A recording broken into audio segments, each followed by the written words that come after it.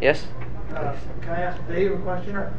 Can you name your top 5 or 10 libertarian cities or countries? I really like New Zealand. New Zealand, if you read the libertarian literature, completely changed. They were very socialist. The farmers somehow were convinced, or if I remember the story right, somehow they bounded the total number of dollars, and they made all the special interest groups, in order to get more money, they had to pick one of the other groups and argue why they should get less money. Right? Which is an interesting idea. You just say, we're going to give you more than 40% of all the income of the country, so if the teachers want more money, they have to go after farm subsidies. And pretty soon, they educated everybody on all the evils of government spending, but they got rid of the farmer subsidy altogether, and actually the farmers are doing much better now, so I think New Zealand did a good job. I think their prime minister is now in the United States at George Mason University, if I remember right, giving talks and stuff like that.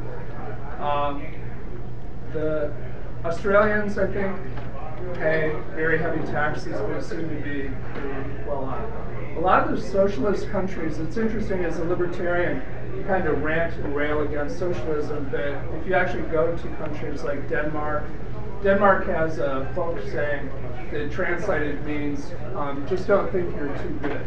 And what that really means is they're very much into not having big income inequality as part of the goal of the whole place. Now, we as libertarians would like that. When you wander around, it looks like everything's working, everything's pretty clean, things are working okay. I'm not advocating socialism, I'm just saying when you wander around places, unlike some places like Brazil or parts of Mexico City that are pretty rough. So I like that I'm very biased because of my AFS background, all the German countries. So the Austrians are like happier versions of the Germans with none of the negative rigidity, they drink wine. So they're kind of like Italians, a good mix of German and Italian. Switzerland is great, except it's very, very expensive. But certainly we were talking about Switzerland in the military, so they don't have big standing armies. People are required to be part of the militia and learn how to shoot, take refresher gun training, I think, until age 40, but it's a relatively free country and decentralized. So the federal government, honestly, does not have as much power as other comparable European capitals. Bern as a city is, I have to smile every time I tell this story. I flew into Bern, which is the capital. Bern is not very big. Envision the capital of the country having an airport that has 2 terminals, 1 ATM, 3 taxis waiting for you. The lane on the way to the airport is a lane and a half wide, going past Swiss cowbell kind of things with the Alps behind it. It's just charming right off the bat. So it's small, very livable, very peaceful place. Switzerland, where it's hot, very expensive. Those are some of the ones that makes sense. What do you think of Amsterdam? Amsterdam, I've been there 3 or 4 times. When I was young, in my junior year of college, it was pretty rough in terms of the drug impacts on the cheaper hotel places where we could stay. I remember not sleeping very much. There was a lot of heavy crime going on as a side effect. Unlike the little cities, my best friend from college married a woman from Holland, so I usually I did go see her mom, sometimes stayed with her brothers or sisters. In the little villages, they're out there scrubbing on their hands and knees sometimes, scrubbing the sidewalk. Things are spotless. Very nice atmosphere. Very open-minded people. The culture and the history in Holland was really appealing because they were such a big free trade city. That's how Holland got to be the big country that it was at one point with the empire, through trading. And as a consequence, most of the people are at least bilingual, if not trilingual, because they can turn on the TV and you get the BBC, and then they have the Dutch stuff, and they have French TV and German TV. And so it's a nice, free-minded kind of atmosphere about the place. But Americans, and especially libertarians, are thinking of drugs and stuff like that you don't really encounter that in the institution. Yeah. How is Gorbachev perceived Either, how do they teach about Gorbachev in school, and then what do you hear from the average Russian people about Gorbachev? Is he a hero, a villain, or in between? He destroyed Russia. He destroyed Russia, yeah.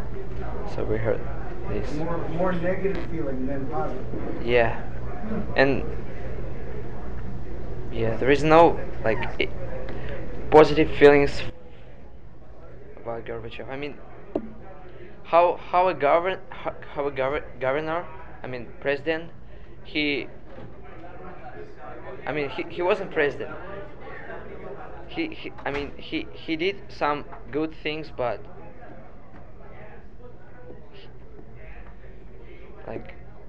people thinking that most of